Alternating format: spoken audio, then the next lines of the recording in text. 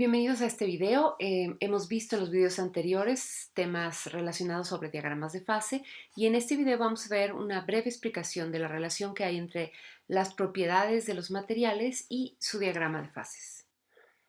Para conocer la relación entre las propiedades de un material y su diagrama de fases, tenemos que entender cómo se relacionan las propiedades con respecto a la composición de la aleación. Y en ese sentido nos sirve la comparativa entre estos dos gráficos. Ambos gráficos tienen en su eje X el porcentaje de composición níquel-cobre. El gráfico de arriba es un diagrama de fases isomorfo y el gráfico de abajo es un gráfico que nos presenta las propiedades mecánicas de las aleaciones cobre-níquel. Podemos observar, por ejemplo, en la curva color violeta, que el máximo esfuerzo de tensión se da aproximadamente en una concentración del 65 al 67% de níquel y que la menor elongación, por ejemplo, la podríamos tener aproximadamente a una concentración 80% de níquel, 20% de cobre. Si revisamos únicamente la resistencia a la tensión, que en este caso sería la línea violeta, podemos identificar que el máximo de resistencia a la tensión está más sesgado hacia la zona del níquel. Podemos concluir que una aleación cobre-níquel puede ser más resistente que el cobre puro o el níquel puro. Observen en las líneas del 100%, el cobre su resistencia está arriba de los 30.000 y el níquel su resistencia está aproximadamente en los 50.000. En cambio, la aleación cobre-níquel en el porcentaje del 67% tiene una resistencia mucho mayor. El cambio de estas propiedades mecánicas se incrementa en esta concentración porque la solución sólida que se genera a partir de esta concentración hace que el producto final tenga mayor resistencia. Exactamente a esa concentración, 40 níquel, 60 cobre, se logra la máxima resistencia de esta aleación y es conocido como Monel. Hemos platicado con anterioridad cómo funciona y cómo se puede leer y entender un diagrama isomorfo. Ahora veámoslo con imágenes. ¿Cómo realmente estaría funcionando el proceso de solidificación durante este proceso? Regresemos nuevamente a identificar la concentración 40 níquel, 60 cobre en esa línea punteada. Y observemos a una temperatura aproximada de 1300 grados centígrados. Observemos este primer círculo donde la fase líquida está conformada en una fase totalmente gris. Una vez que llegamos a la curva de líquidos, vamos a tener los primeros núcleos presentes, que ya serían alfa a 52%, y el líquido va a mantenerse con 40%. Conforme vamos disminuyendo en la temperatura, van a ir creciendo las fases sólidas y van a ir cambiando de concentración. Observen que en la primera etapa la fase sólida estaba a 52%, en este nivel la fase sólida ya está al 45% y el líquido de 40 ha pasado a 32%. Seguimos solidificando justo instantes antes de llegar a la línea de sólidos. Vamos a tener una mayor presencia de sólidos, ya con una concentración de 40, y el líquido disminuye la concentración y ahora estamos a un líquido a 28%. Y cuando ya tenemos la fase sólida, vamos a tener granos de una concentración de fase sólida nuevamente a 40%. En esta etapa, en este intervalo de solidificación dentro de un diagrama isomorfo, podemos homologarlo también con lo que son las curvas de enfriamiento. Las curvas de enfriamiento las vimos en videos anteriores, pero aquí podemos correlacionar cómo un diagrama de fase se grafica a partir de la curva de enfriamiento. Observemos en la misma línea, la misma concentración, 40-60, el punto que está en la zona de líquidos corresponde a 1280 grados centígrados y el punto que está en la zona de sólidos corresponde a 1240 grados centígrados. La temperatura disminuye en su primera etapa de manera rápida y después se logra no una meseta como en un metal puro, sino una disminución de la velocidad de enfriamiento que presenta una pendiente específica de acuerdo al material y una vez que llega al sólido vuelve a ser más rápida el decremento de la temperatura. Ahora bien, cuando en una aleación el enfriamiento es demasiado rápido, los átomos no le vamos a permitir a que se difundan y que se establezcan las condiciones adecuadas de equilibrio. Y entonces en estos sistemas, cuando aceleramos el enfriamiento, se producen estructuras poco comunes en la fundición. Considerando nuevamente el ejemplo de 40% níquel, 60% cobre, pero con una velocidad de enfriamiento mayor, podemos encontrar que en la parte de líquidos tenemos líquido a 40% de concentración, pero una vez que llegamos al primer sólido, que originalmente contiene un 52% de níquel, si yo a partir de este punto enfrío muchísimo más rápido, en mi tercer imagen vamos a encontrar sólidos al 52%, que es como originalmente estaba, pero además vamos a lograr sólidos al 46% en una misma fase. ¿Por qué? Porque no hemos permitido la difusión completa del cobre en la fase sólida. Y así, conforme nosotros vayamos disminuyendo rápidamente la concentración, vamos a ir encontrando diferentes sólidos con diferentes concentraciones. En este sentido, la composición promedio de lo que sería el sólido sería difícil de calcular, pero aproximadamente, como son diferentes concentraciones, podríamos decir que está en un 51% de níquel. Conforme este tipo de procesos de solidificación rápido continúen, la línea del solidus estará fuera del equilibrio y va a continuar separándose de su equilibrio, y por eso encontramos esta línea punteada de desequilibrio, de manera que cuando llegamos a la temperatura de 1240, que es la línea de solidus en el equilibrio, aún se va a mantener una cantidad significativa de líquido. En este tipo de soluciones que no están en equilibrio, el líquido se va a solidificar completamente hasta que llegue a una temperatura de 1190 grados centígrados, mucho más abajo que la que se lograría si estuviera en equilibrio. Y la composición promedio del sólido será aproximadamente del 40%, pero no va a ser uniforme como en el caso en equilibrio. Este tipo de solidificaciones fuera del equilibrio se conocen como segregación. Los principales tipos de crecimiento en este tipo de solidificaciones fuera del equilibrio son los crecimientos dendríticos, interdendríticos, por ejemplo. Bueno, aparte tenemos un tipo de endurecimiento de aleaciones por dispersión. ¿Cuándo se lleva a cabo este tipo de endurecimiento? Cuando se añade suficiente elemento de aleación para exceder el límite de solubilidad. En este caso se van a producir aleaciones de dos fases y a este endurecimiento se le llamará endurecimiento por dispersión. Estas dos fases van a existir, una en mayor concentración que se le va a denominar la matriz y otra en menor concentración que se le va a denominar el precipitado. A esta mezcla de fases se le denomina microconstituyente. Antes de continuar con este punto quiero retomar un poquito el tema. Recuerden que una solución puede ser diluida, puede ser concentrada, puede ser sobresaturada. ¿Okay? Y una solución sobresaturada, normalmente el exceso de soluto sale de la solución como una segunda fase. En este caso es exactamente igual que el ejemplo del video anterior de la sal en exceso que ya se precipitaba. Cuando tenemos el otro constituyente en exceso y ya no puede ser solubilizado con el otro metal de manera ideal, vamos a tener un precipitado de este segundo soluto que me va a generar otro tipo de propiedades mecánicas. Ahora, ¿cómo afectan este tipo de precipitados las propiedades de una aleación? En el inciso A podemos observar partículas que son duras y frágiles, pero que están dentro de una matriz suave.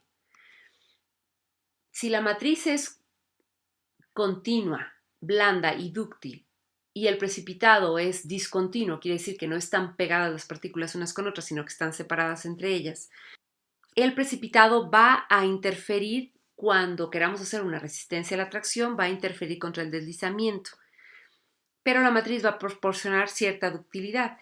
Y como la matriz es blanda y el precipitado es discontinuo, va a permitir que este material no tenga tantas grietas. Ahora bien, si tenemos, como en el inciso B, un precipitado pequeño y numeroso, se incrementa la posibilidad de que estas partículas interfieran con el proceso de deslizamiento.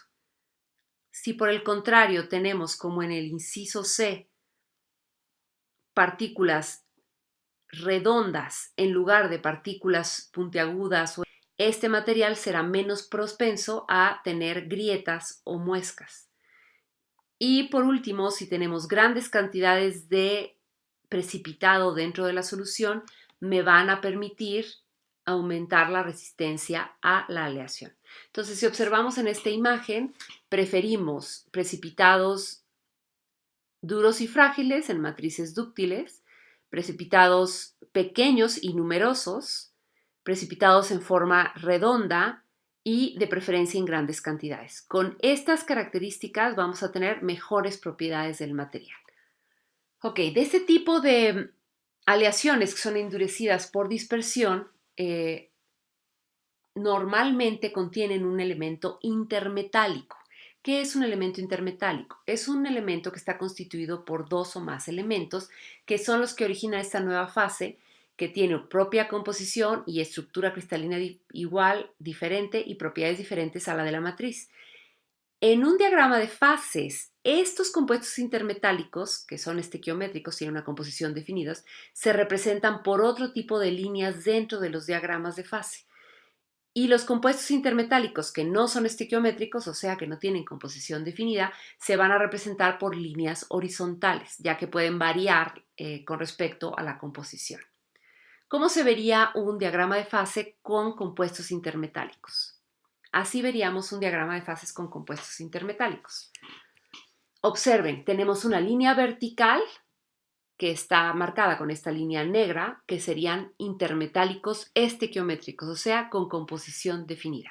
Y tendríamos estas líneas horizontales, como la línea roja que acabamos de ver aquí, que son intermetálicos, pero son no estequiométricos.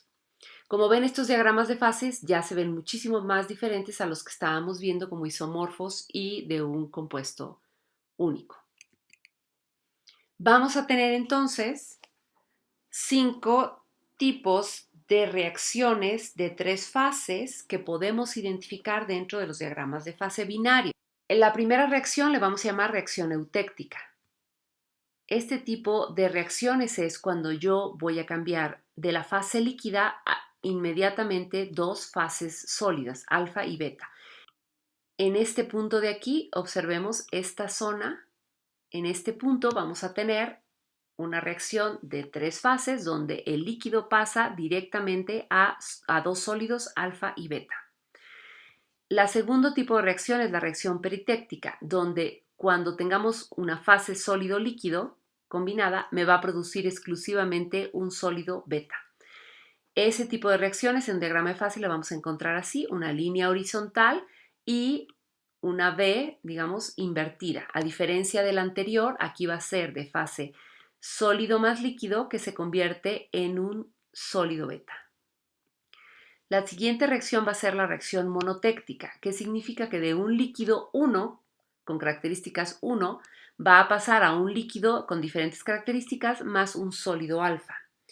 Eso lo vamos a encontrar unido a una curva de miscibilidad, que es esta. Observen que el diagrama eutéctico y el peritéctico no tienen la curva de miscibilidad. Aquí sí, porque están miscibles ambos líquidos, entonces vamos a tener la curva de miscibilidad, un líquido en la parte superior, que es este, y un punto de reacción triple donde este líquido va a pasar inmediatamente a formar un líquido 2 y un sólido. La reacción eutectoide va a ser un sólido, que en este caso es sólido gamma, que va a producir dos sólidos diferentes, alfa y beta. Pasa de una fase sólida a dos fases sólidas. Observen, nada más que arriba es letra griega, es un sólido, y abajo es un sólido. Esta reacción podría parecerse a la reacción eutéctica. La diferencia es que en el eutéctico parte de un líquido a dos sólidos y en la eutectoide, hasta el nombre se parece, va a partir de un sólido a dos sólidos diferentes. Y por último, la reacción peritéctica, que va a ser de dos sólidos a un sólido, que es la reacción inversa al eutectoide. Ahora tengo dos sólidos y en fase sólida se van a convertir en ciertas concentraciones, a ciertas presiones y características, en un solo sólido. Identifiquemos ahora en este diagrama, que ya se ve mucho más complejo, estas nuevas reacciones de 3 fases. Observemos las líneas horizontales. La primera línea horizontal es la que tenemos aquí, y ahí vamos a encontrar que va a pasar de un líquido y un sólido a, observen lo que hay debajo de este punto, un sólido solamente. De líquido a sólido que pasa a otro sólido sería una reacción peritéctica. Veamos la segunda línea. La segunda línea horizontal es esta, y lo que vamos a encontrar en este punto es que pasa de un líquido a un sólido más un líquido 2. Cuando tenemos este tipo de reacción, tenemos una reacción monotéctica. Veamos la tercera línea horizontal. Esta línea horizontal va a pasar de una fase líquida, hasta este punto es líquida, pasa a esta otra fase donde tenemos dos sólidos, alfa y beta. Cuando pasamos de un líquido a dos sólidos, estamos hablando de una reacción eutéctica. La siguiente línea, que la podemos observar aquí, es una reacción eutectoide porque, observen, partimos de un sólido, hasta este punto todo es un sólido, e inmediatamente que pasa por este punto vamos a obtener otros dos sólidos diferentes que serían alfa y beta. A eso se le denomina una reacción eutectoide. Y la última sería una reacción peritectoide. Observen que lo que tenemos en este punto, arriba son dos sólidos alfa y beta, que una vez que cruzan exactamente en esta composición, va a generarme un nuevo sólido, que en este caso se denomina mu. Cuando dos sólidos pasan a ser un nuevo sólido, es una reacción peritectoide. Uno de los diagramas de fases más utilizados y más conocidos son los diagramas de fase eutécticos. ¿Qué significa esto? Que tienen una reacción eutéctica, que pasa de un líquido a dos sólidos. En este ejemplo, el sistema plomo-estaño contiene solamente una reacción eutéctica simple. Esta aleación plomo-estaño es la aleación que más se utiliza, por ejemplo, en soldadura. Y vamos a revisar este tipo de diagramas. Si observamos la línea al 2% de concentración de estaño, vamos a identificar que va a tener un comportamiento muy parecido a los diagramas isomorfos. De una fase líquida van a empezar a aparecer presencias de núcleos sólidos hasta que se logra un sólido directo. Sin embargo, a mayor concentración de estaño, digamos aquí este ejemplo al 10% de estaño, ya la solidificación no es igual. Vamos a tener una fase líquida. En este punto, abajito de los 300 grados centígrados, va a empezar a presentarse la primera fase sólida, que es alfa. Hasta ahí se parece un isomorfo. Después se va a convertir todo en alfa y entonces inmediatamente vamos a tener la imagen amarilla con 3 granos cristalinos del sólido alfa. Pero una vez que llega a esta línea, que observen, ya no se llama línea de líquidos ni de sólidos, aquí se llama línea solvus. Esta línea me va a permitir delimitar cuando se empiece a generar el precipitado de este nuevo sólido, que en este caso sería el sólido beta, y entonces tenemos una matriz de sólido alfa, pero con pequeños precipitados de beta. ¿Por qué? Porque es demasiada la cantidad de plomo y ya no puede ser soluble en la matriz. La cantidad que puede ser soluble en la matriz es menor al 2% de estaño, observen, en las imágenes anteriores. Pero una vez que pasa el 2% de estaño, todo el estaño que le agreguemos de más se va a presentar como un precipitado extra sobre los granos alfa.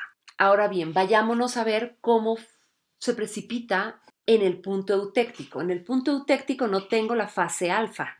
En el punto eutéctico paso directamente de un líquido a dos sólidos, pero fíjense cómo empiezan a nuclear los sólidos. Una línea de alfa, una línea de beta, una línea de alfa, una línea de beta, de manera que cuando los granos crecen, crecen con este arreglo, alfa, beta, alfa, beta, alfa, beta, y a esto se le llama estructura eutéctica.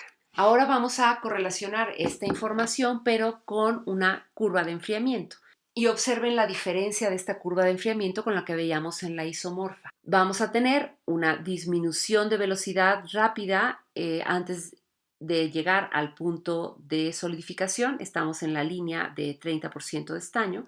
En este punto tenemos una velocidad rápida de enfriamiento una vez que llega a este punto, que es la línea de líquidos, y hasta antes de que llegue a la línea del eutéctico vamos a tener una disminución en la velocidad de solidificación donde van a coexistir sólido alfa y el líquido, pero aún no es una línea horizontal, aquí todavía tenemos líquido y en el punto eutéctico empezamos a encontrar la meseta horizontal completamente. Todo ese tiempo requerimos para que el líquido remanente se solidifique en la fase sólidos alfa y beta. Y entonces en esta zona, a más baja temperatura, digamos debajo de los 100 grados centígrados, vamos a tener sólido alfa, porque en la parte inicial teníamos sólido alfa, y vamos a tener un crecimiento eutéctico, que sería alfa, beta, alfa, beta, alfa, beta. Estas son micrografías típicas de microestructuras eutécticas. La primera, el inciso A, que podemos ver, son líneas de silicio en un eutéctico aluminio-silicio. Y en la imagen B vamos a encontrar esferas de silicón en un eutéctico aluminio-silicio, pero modificado. ¿Qué quiere decir modificado? Que le permitimos otro tiempo de velocidad de enfriamiento y por eso conforma otro tipo de estructuras.